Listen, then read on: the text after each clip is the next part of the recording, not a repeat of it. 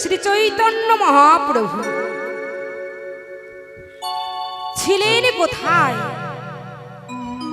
আর আসলেন বা কোথায়? কোথায় ছিলেন গো মা? আমার গৌরহরি কোথায় ছিলেন? গৌরহরি আমার ছিলেন গোলক ধামে। আরে ওই গোলক ধামে বসে বসে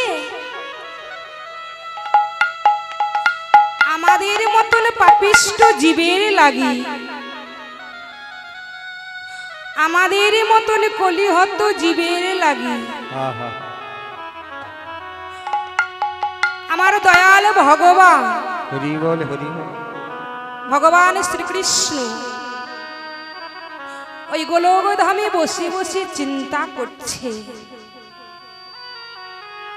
যে আমি যদি এই গোলক ধামে বসে থাকি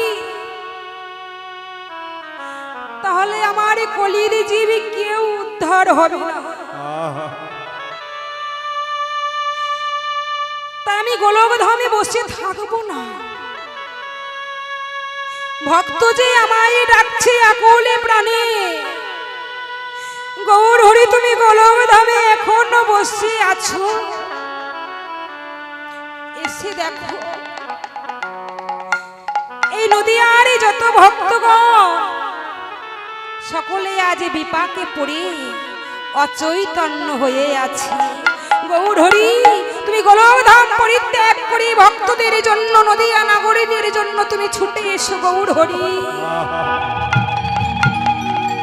কোন ভক্ত ডাকলেন মা? অদ্বৈত মহাপ্রভু ডাকলেন আমার গৌরহরিকে। তুমি যদি না আসো গৌরহরি